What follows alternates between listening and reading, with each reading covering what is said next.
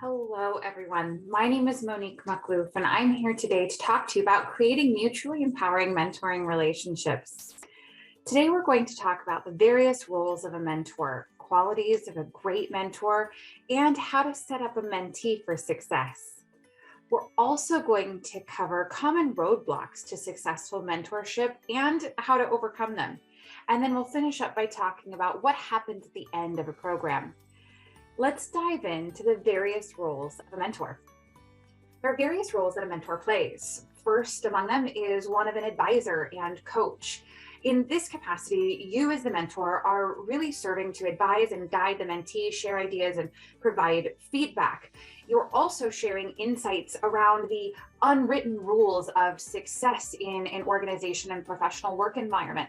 Your mentee will appreciate any insight into the inner workings of politics and corporate structure and how to better guide and navigate relationships in a professional capacity, particularly if your mentee is new to your industry or new to a more senior role or salaried position. Perhaps they're moving from hourly to salary, and that changes some dynamics in the workplace they'd appreciate.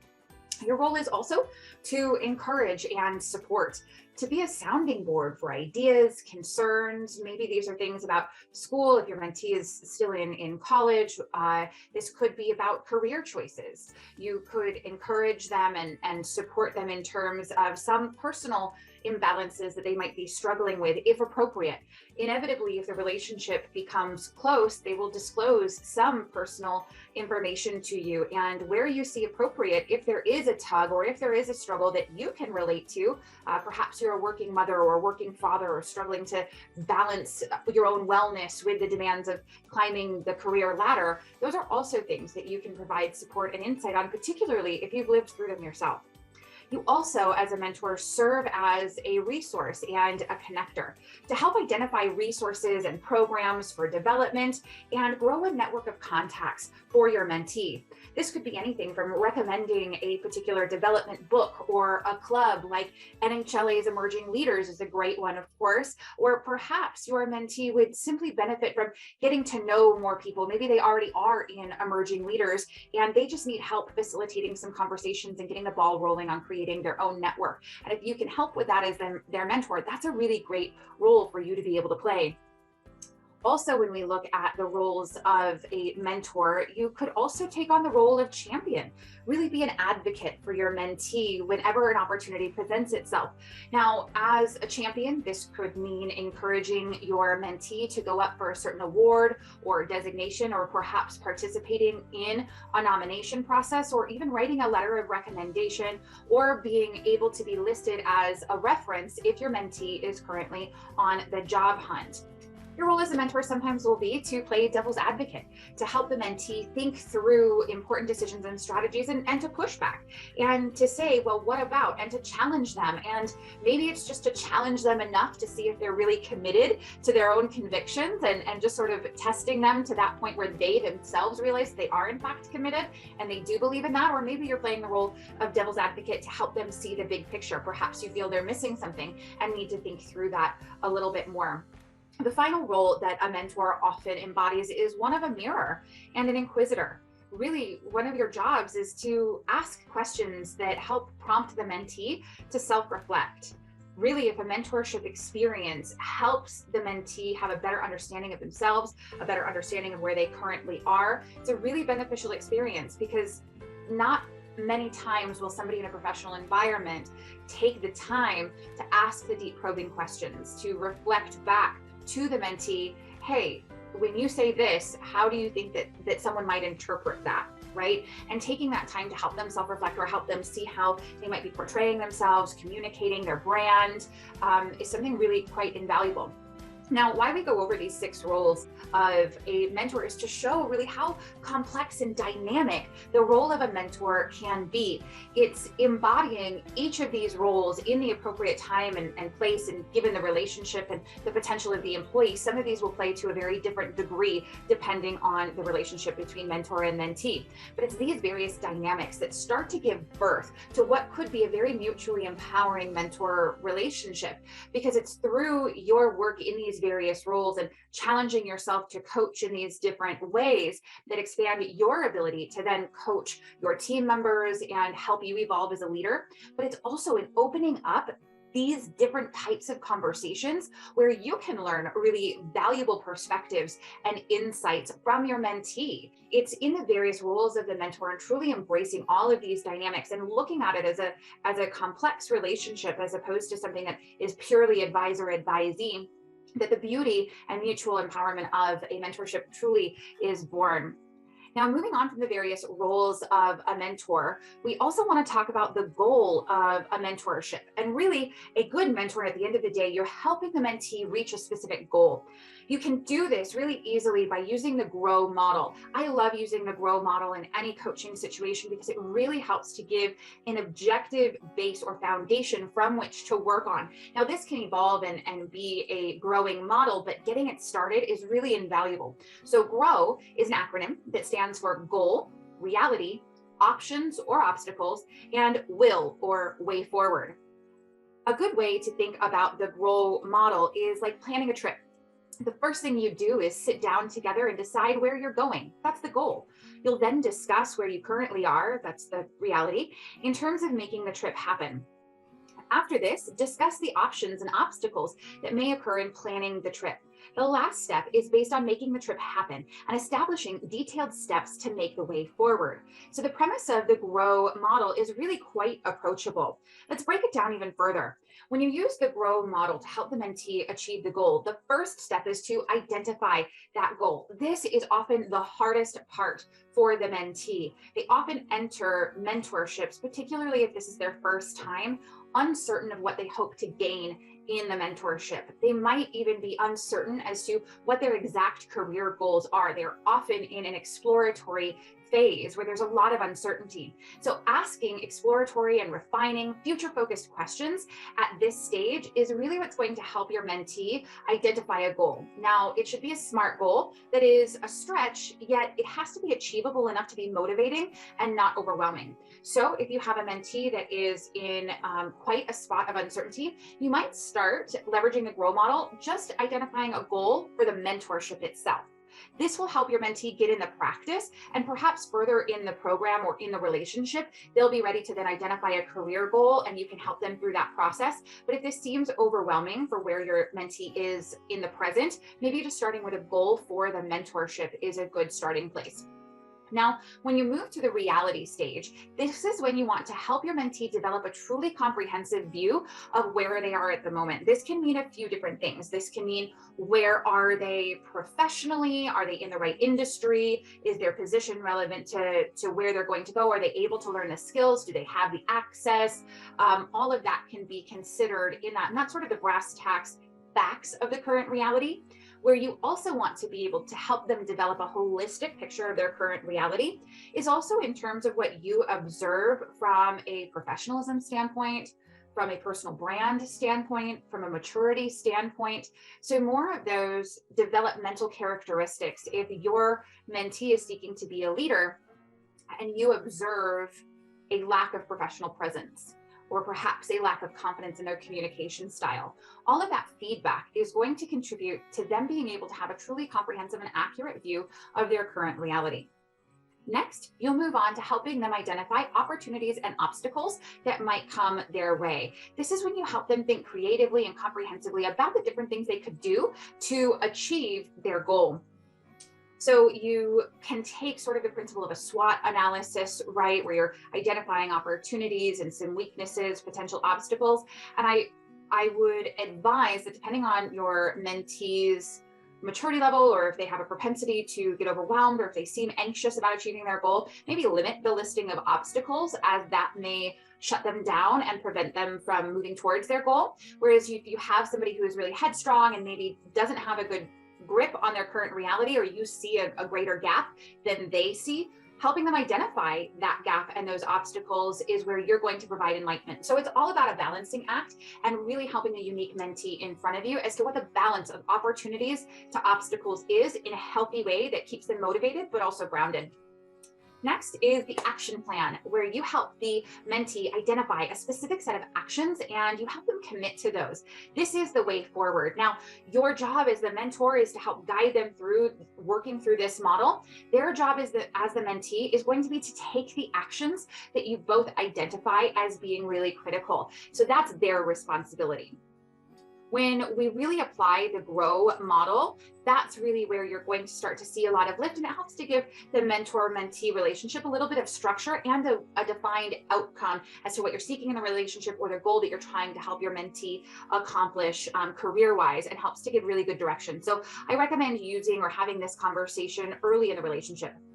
Next, let's look at the qualities of good mentors and mentees. When we look to identify the qualities of a great mentor, this is somebody who is willing and able to devote time to developing others and staying connected. This is a big one. You are likely a very successful in-demand professional in your field, and understanding your bandwidth is really critical before committing to a mentor-mentee relationship. Really make sure that you're willing and able to devote the time. And what does that time look like? What is your bandwidth? Is it an hour every 2 weeks? Well, what about checkpoints or a few emails to help keep the mentee on track? Or are you available for questions if the mentee finds themselves struggling with something? What does that time outside of meetings look like for you? And communicate that to the mentee at the start of the program. What are your communication boundaries? What is your time commitment? How would you like to be communicated with? Are emails okay? Are texts, are calls? Sort of setting those boundaries for success will help your mentee know what they can expect from you and help prevent you from getting in a situation where you feel like you can't reply to the mentee or meet their needs. It will also help keep a realistic demand on your time as well. So I think that's a really good place to start reflecting as you prepare to engage in a mentorship relationship. A good mentor is also somebody who wants to share relevant knowledge and expertise and is successful in their own career. Mentorship is about sharing those secrets that you wish somebody had shared with you. So really opening up yourself and wanting and being willing to share relevant knowledge and expertise and share some insight into navigating office politics and navigating power dynamics and how to interact with C-suite and various leaders as somebody is coming up in their career. The things that nobody really advises you about until you step in it and realize you've made a mistake and you wish that somebody would have pointed that out to you in advance. That's the type of knowledge that we're talking about sharing with mentees. That's really priceless information that rarely gets shared. A great mentor is also somebody who is able to network and find resources. Now, this all depends on what network and resources are relevant to the particular mentee and their interests or career field. It's also somebody who is able to deliver constructive feedback, someone who is honest and candid. By the same token, while we want a great mentor to be able to deliver that constructive feedback, we also want a great mentor to be somebody who is a good listener and sounding board, someone who is approachable and non-judgmental. So it's a balance between providing feedback and listening to understand. It's about being that source of real honesty coming from a position of power, but also being approachable. You want to give the mentee that real world experience of learning how to cope with constructive feedback and receiving it. You also want to provide that in a safe way, right? In an approachable environment, an environment that does feel nurturing, in that the end goal is the mentee's success at the end of the day. So it's just a little bit of a balance in mentorship in terms of feedback and listening and approachability in general. Now, it's not just all on you as the mentor. We also want to look at qualities of a good mentee. Qualities of a good mentee is, of course, someone who is respectful of the mentor's time, particularly after you've set those clear expectations for them. It's somebody who respects meeting times and doesn't demand unceasing communication. It's someone who is coachable and open to receiving help and guidance. It's someone who knows why they want the mentorship. Now, that might take a little bit of work. Maybe it's the first couple of meetings. Now, they may need help identifying goals, but they should have some idea of what they want to get out of the relationship with you. Why did they sign up for the mentorship program? And that might be as simple as, you know what, I'm really passionate about growing. I know I have a lot of room. I'm just not sure what I'm trying to grow towards, right? And it might be vague, but if you can see their hunger and their eagerness to improve, that's something really important that they should communicate with you. You want a mentee who is an active listener and asks questions to gain more clarity when they're uncertain of the feedback that you're giving or the instructions that you're giving. And you want a mentee that takes action, that prepares for meetings, that attends recommended events, that follows through on homework pieces. If you give them the GROW model, for example, and you assign it to them as homework to come prepared with it for the next weekend, they should do so. That's their responsibility in the relationship. So it really is a dynamic relationship that takes effort on both sides. Now, by that token, like Yoda, you can be. Yoda is a really great example of a mentor and has his own unique style. And you want to be patient with your young Padawan. Don't expect them to come to the first meeting as the perfect mentee. Like I said, if they're not exactly clear on their goals or exactly sure what they want to accomplish in the mentorship, but they're hungry, they're eager, they're excited to meet you, excited to learn from you. They want to hear your story and how you got to be with where you are today. That's a really great mindset. You might just need to help them refine and identify those more specific outcomes that they're seeking. That should be able to be accomplished within the first couple of meetings. If you continue to see that ambiguity, or you can continue to see a failure to commit, that will give birth to a whole different kind of coaching conversation, and that will give you more insight. But likely somebody who has never been mentored before won't know how to drive the relationship. They won't know how to come to the table exactly prepared to make the most of it. So having any sort of guidance or being prepared to own the first few meetings is probably a reasonable expectation. And then handing the reins over to your mentee and saying, okay, now you drive, now you come up with the agenda, now you do this, right? But that might take 2 or 3 meetings before your mentee is in that place. And that's okay. So it's just about being realistic about expectations and realizing that you both have value to add. Again, mentoring is a dynamic, reciprocal relationship that is mutually beneficial, empowering, and enabling. And that definition comes from Stacy Blakebeard, who is a professor of management at Simmons College at Stanford University. She gave a talk at their Women's Innovation Lab all about this idea of mutually empowering mentor relationships. And she had a lot of really great insight to share. In order for that to be mutually beneficial, again, you want to take advantage and solicit the perspective of the mentee. Allow the mentee to observe, participate in meetings where appropriate, and feel free to ask them questions like, what would you do in this scenario? Or if you were a new employee in this department, what questions might you have about this part of the job? Whatever is relevant in your world as well as the mentee's space and where they are, feel free to leverage their experience as they're learning and ask them questions that will give you insight into what your team or your employees might be experiencing. This is a great way to get really unfiltered opinions, as opposed to asking somebody who reports to you or is part of your company that might feel that pressure, particularly because of your title, but your mentee doesn't have those dynamics to struggle with. So there's really nothing holding them back from being honest with you. And that could be some really valuable insight for you, and involve them where appropriate. Use it as an opportunity to learn from a new perspective. When we think about what could possibly get in the way of this wonderful relationship we've been describing, there are some common roadblocks in mentorship, and we're going to talk also about how to overcome them. I want to go back to Stacy Blakebeard, and she's the professor at Stanford, and this is a talk that she did for the Women's Leadership Innovation presentation. So I'm actually going to let her take over and walk you through a few of the common roadblocks in mentorship.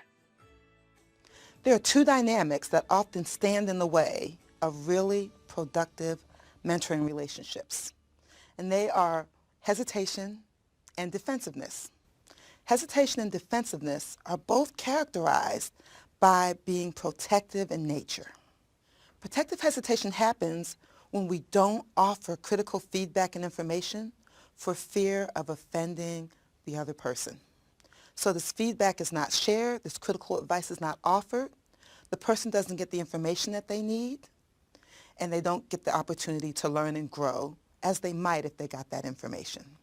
Protective defensiveness happens when we put up walls around ourselves, sometimes for good reason, but as a result, important advice and guidance that we need does not come into us. We don't get this important information, and as a result, it can get in our way. With both hesitation and defensiveness, we're afraid. We're afraid of possibly offending somebody, or we also don't want to be hurt. So it becomes about protecting yourself, limiting risk. The challenge is that it might stop you from getting everything that you can from the relationship. Going beyond protective hesitation and protective defensiveness will enable you to deepen the mentoring relationships such that you get a real exchange and that you're able to leverage the power of mentoring. To move past protective hesitation, here are some strategies to enable you to offer critical feedback in a way that it can be heard. My first suggestion is to offer feedback in the form of a sandwich. Say something positive, then offer the hard critique, then say something positive again. It's so much easier to hear the feedback when it's offered in that format. My second suggestion is to be empathetic and put yourself in your colleague's shoes. You might share with them that you too have received critical feedback that was difficult to take but that ended up benefiting you in the long run. In order to move past protective defensiveness and receive critical feedback, it's helpful to understand that feedback is learning. It's an opportunity to learn. Also, no one is perfect. We all have opportunity to gain and learn from constructive, critical feedback. I was coaching a woman who wanted to really delve into her mentoring relationship, and she shared with me that her mentor gave her some feedback that was very tough to hear. And she listened and she heard this really tough feedback, and she did fine. So her mentor said to her afterwards that he almost started not to give her the feedback because he was nervous. He wasn't sure how she would hear it, and he didn't want for her to think he was giving her this feedback just because she was a woman. But he took a step and moved beyond protective hesitation and offered her the challenging feedback. And she took a step and moved beyond protective defensiveness and received it in a generous way. She said it meant all the world. It actually was very critical. It meant the difference between her getting her next move in that organization. Now that we've heard what Stacey had to say and share some great insights, that brings us to what happens at the end of the program or at the end of the relationship. Now, how it ends is just as important as how it starts. This really should feel like it comes to a conclusion and gives some closure to the relationship and all of the time that you have both invested. Now, some mentees at the end of your time together may not feel like they have achieved anything, or they may feel like they've failed if they've struggled along the way or had a lot of constructive feedback that they had to work through in the course of the program. But it's important to make them feel that this is normal and it's okay to feel that way. Really, at the end of the day, as long as they can share with you what they've learned, then there's cause to celebrate, right? If they learned even one thing about themselves that's going to help them grow professionally, personally, if there is one bit of insight, if there's one thing they learned from hearing your story, then you've positively impacted that person's life, and what a win, right? So it's great to celebrate that. You want to plan how you're going to end the relationship. Are you going to take them out to lunch? Is there a little cause for a mini celebration? What can you do? You also want to take the opportunity to ask for feedback. So it should happen throughout the program, but particularly at the end, you can ask your mentee how you might improve the mentorship experience for your next mentee. Ask what went well and what could have been improved to enhance the mentee experience. So I hope that this power course about creating mutually empowering mentoring relationships leaves you really excited and ready to jump into your next mentorship opportunity. I provided some resources that NHLA is going to have attached to this class or attached to the email that they sent you, with a worksheet from positivepsychology.com that helps to guide you through using the GROW model, to fill in the blank PDF, as well as a link to Stacey Blakebeard's talk at the Stanford Women's Innovation Lab, so you can hear more about her unique perspective on this exact topic. Well, I hope you've enjoyed this quick power course. My name is Monique Muckloof. It has been an absolute pleasure. Have a great day.